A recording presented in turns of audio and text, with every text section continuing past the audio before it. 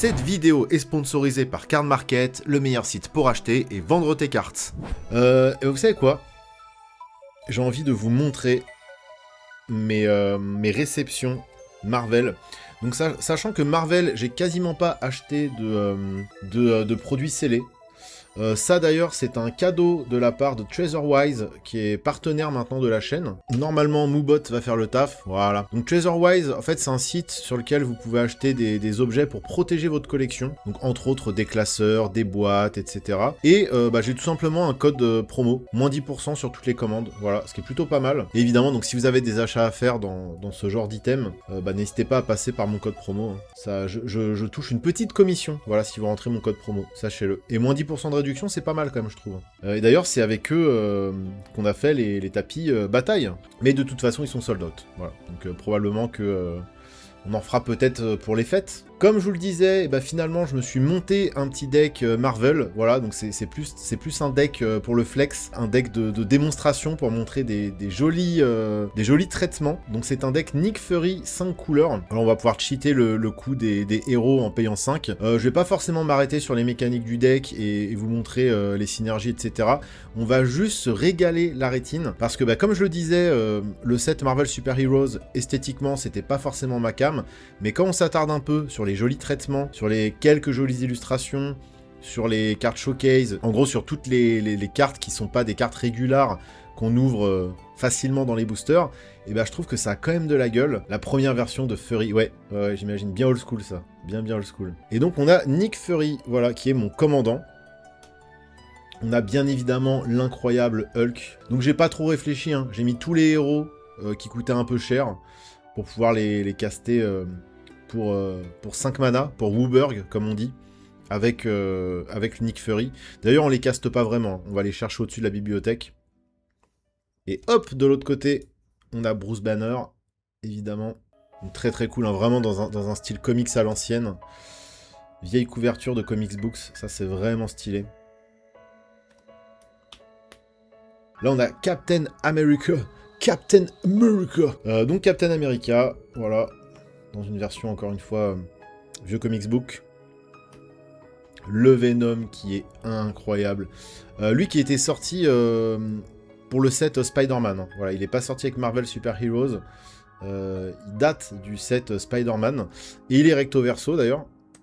Normalement on le caste du côté Eddie Brock et ensuite on peut le retourner. Mais on peut aussi le cast directement du côté Venom.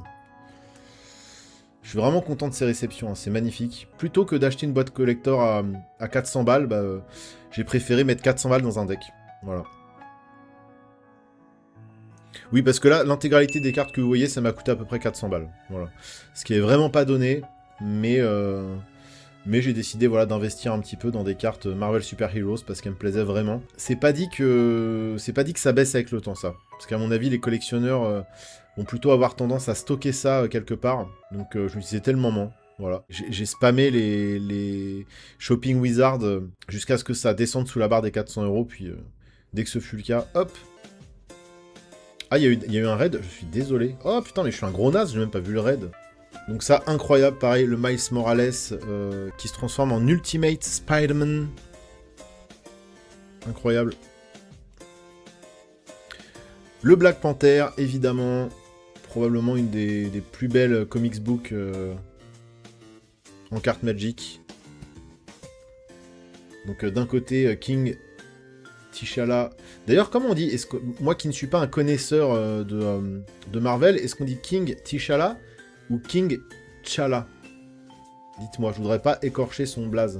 Si tu comptes te lancer dans la lecture des comics Marvel, je te dis bon courage. Tu as je ne sais pas combien de volumes, 50 et 100 séries différentes. Oui, bien sûr, non mais j'avais déjà un petit peu... au tout début des années 2010, j'avais commencé à explorer les comics. J'avais vu que c'était très éparse, il y a 1 milliard de timelines. Les persos existent sous je ne sais pas combien d'itérations. Et bon, ouais, c'est très compliqué. Mais bon, après, je pense qu'il y a moyen de commencer quelque part et de, peut-être trouver aussi des bouquins qui réunissent plusieurs tomes en un, etc. Enfin bref. J'ai toujours dit T'Challa, pas T'Challa. Ok.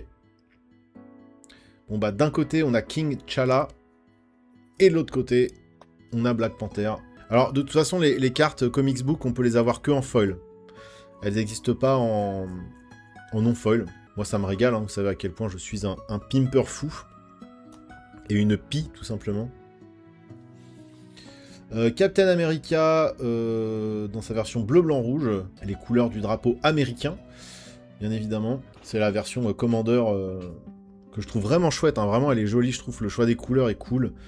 Il y a une vraie dynamique de fou, je trouve, dans le dessin, dans le choix des couleurs. Il se passe vraiment un truc, je trouve, sur ce visuel. C'est pas un peu fainéant de reprendre les covers comme ça, brut de décoffrage. Ça pourrait l'être. Ça pourrait l'être, mais... Alors déjà, je trouve que ça a de la gueule. Il faut quand même resize le truc pour que ça rentre dans une carte Magic. Il y a un petit travail de composition, parce qu'il faut quand même mettre le body, le nom du personnage, le texte de règles, etc. Donc c'est pas brut de décoffrage. C'est... effectivement, ils ont repris l'artwork de base, mais il a fallu quand même l'appliquer à une carte Magic. Il y a pas Ils ont pas embauché un illustrateur derrière juste pour faire un nouveau visuel. Mais bon, pourquoi pas remettre en avant aussi comme ça des vieux visuels. Moi, je trouve ça cool. Hein. Et franchement, je trouve que ça a plus de gueule que ce qu'ont fait justement les illustrateurs pour les cartes régulières de Marvel. Hein. Je trouve que ça a plus de charme. Enfin, ça correspond plus à ce que j'attends d'un visuel de super-héros, quoi, tout simplement. Hein. Tac. The Mighty Thor, Jane Foster. Incroyable, j'adore ce visuel finalement. En foil, il est incroyable. De toute façon, c'était sûr qu'en foil, ce visuel, il allait donner. Avec l'éclair qui passe derrière, les sur le Mjolnir, bam. Vraiment trop cool. Derrière, on a Cosmic Spider-Man. Le spectaculaire Spider-Man. C'est pas... Alors, c'est la version la moins chère. Hein. Parce qu'il y a 5 ou 6 versions de cette carte, où il est dans la même pose, etc., mais avec un costume différent à chaque fois. Là, c'est littéralement la moins chère. Très bon sort de protection, ça, d'ailleurs. On se rapproche un peu d'un esprit dévoué. The Thing. Voilà, dans cette version-là. D'ailleurs, cette carte sort d'une mini-fresque de 4 cartes. Et les 4 cartes forment un combo infini ensemble. C'est assez rigolo. Puis c'est bien de pouvoir le cheater, lui, parce que c'est un gros bazouzou, donc... hop. Encore un gros bazouzou qu'on aimera bien cheater. Hulk, Always Hungry... Voilà, qui est issu d'une fresque, lui aussi, d'ailleurs. Très joli, hein. Vraiment, j'ai pris les plus belles cartes du set, hein. Vraiment, je me suis pas fait chier. Captain Marvel, Apex Avenger. Voilà, en non-foil, parce que bon, bah voilà, fallait quand même faire passer le panier sous la barre des 400 €. Spider-Woman, Stunning Savior. Voilà, c'est la version qui me plaisait le plus, hein. Pour le coup, là, c'est vraiment la version comics, page de comics. Captain Marvel, Earth Protector. Alors, un petit truc qui me gêne avec ce traitement, c'est que le fond est toujours de la même couleur que celle du costume. Ce qui est un peu malvenu, je trouve. C'est un peu teubé d'avoir fait ça. Mais à chaque fois, les persos ont des poses de ouf. Pour le coup, je trouve que les personnages claquent. Ils ont vraiment des poses incroyables. Ils sont vraiment très stylés. Les cartes ont des bonnes gueules, mais je sais pas, le fond, ils auraient dû se démerder pour que le personnage ressorte un peu plus, quoi. C'est quand même bizarre d'avoir une carte blanche avec un artwork aussi bleu. Mais là, pour le coup, ils sont obligés de respecter le costume du personnage aussi, ils ont pas trop le choix, quoi. Mais là, je sais pas, là, je trouve que la carte, elle a vraiment un flow. Et le fait qu'avec le foil, ça fasse un petit peu ressortir le blast du personnage, il y a quand même... finalement, ces cartes-là, une fois qu'on les a entre les mains, elles sont quand même assez chouettes. C'est encore du blanc qui va nous permettre de piocher. Donc très très cool. Voilà, le blanc vraiment pioche de mieux en mieux, et à chaque nouveau set, on a toujours 2 ou 3 cartes mono blanches qui nous font bien piocher. Professeur Hulk, voilà, tout simplement parce que la carte est un peu débile. Et que j'ai envie de pouvoir la jouer dans le deck. Avenger Queen Jet. Voilà, parce que ça marche bien dans le deck, tout simplement. Et qu'on peut aussi cheater sur les sorts de véhicules. She-Hulk Wallbreaker. Visuel un peu gaze, hein. Voilà, je l'ai pris en extended parce que voilà, mais bon. Ça sert à rien de la prendre en foil ou quoi, c'était le seul visuel qu'il y avait. Voilà, donc je l'ai juste pris en non-foil extended. Mais probablement que dans mes paniers, elle était aussi en non-extended, mais bon, après, avec le Shopping Wizard, il m'a fait les paniers les moins chers, quoi, en gros. The Thanoscopter. Bon, celle-là, je m'en foutais d'avoir un traitement ou un... Enfin, un traitement. Elle existait que avec cette illustration, donc je m'en foutais de l'avoir en extended ou en foil ou pas. Enfin, pour un visuel comme ça, franchement, on s'en fout. J'ai quand même pris le Cultivate dans le bon skin. Voilà, je me suis pas fait chier. Captain Marvel Shooting Star. Voilà, une des grosses cartes du deck. Hein. Ça c'est très très fort. Pareil, pas forcément de visuel intéressant pour ce personnage. Voilà, donc j'ai pris la régular qui est ok. Spider-Man Miles Morales, le deuxième. Voilà, dans sa version non flippable par contre. Pareil, pas forcément de visuel de fou. Là d'ailleurs, on arrive sur les cartes régulares. Hein. Vous l'avez remarqué, là c'est plus des gros visuels un peu pimp. C'est vraiment les cartes régulares en non-foil. Hein. Voilà, Captain America Steve Rogers, le troisième, je crois. Deuxième ou troisième, je sais plus. Photon Lady of Light, une petite Unco, sans traitement. Hyperion Supreme Hero, grosse carte du deck ça. Pareil, j'étais un peu deck de pas avoir de traitement.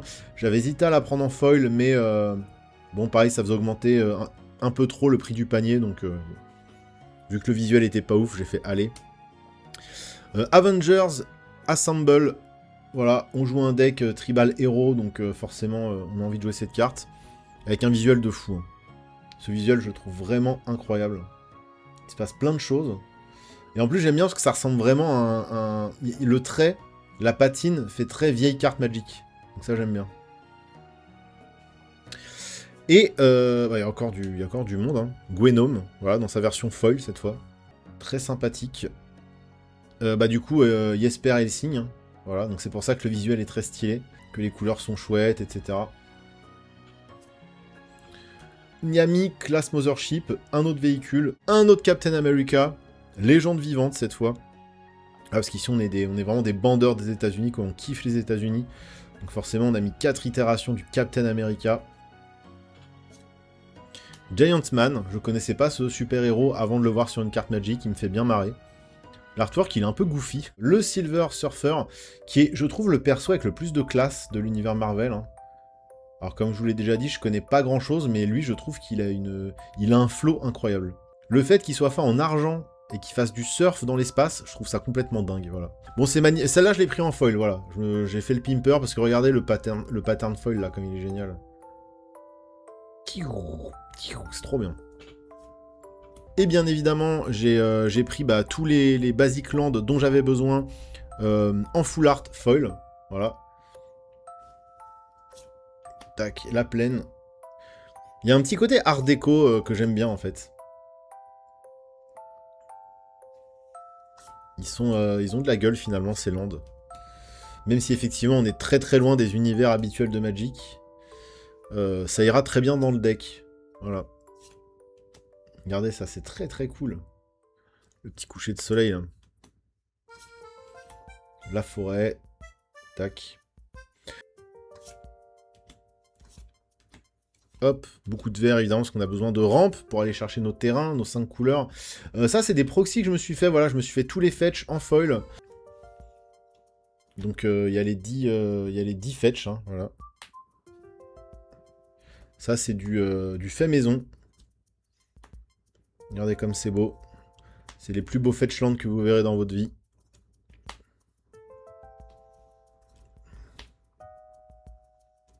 Hop. Ça va être très bien pour se fixer. Voilà. Alors ça va pas forcément rentrer dans le deck, mais je me suis pris quand même les nouveaux lands là.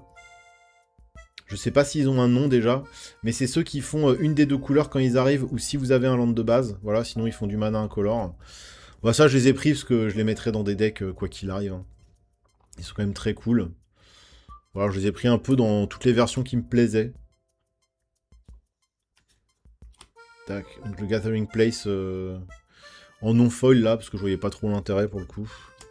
Training Compound. En non-foil d'ailleurs. Dark Fortress, qui est probablement le plus beau des 5. Voilà. Et un petit Château Fatalis pour les decks artefacts, au cas où.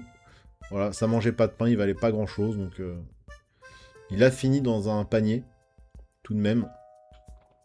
Et bien évidemment, 2 versions de Heroic Sacrifice, parce que c'est un très bon sort de protection. Voilà, donc ça pareil, c'est juste pour le jouer, hein, je m'en fous de l'avoir en foil ou en extended, j'ai juste pris parce que ça va être très pratique dans certains decks. Puis l'artwork est cool en vrai.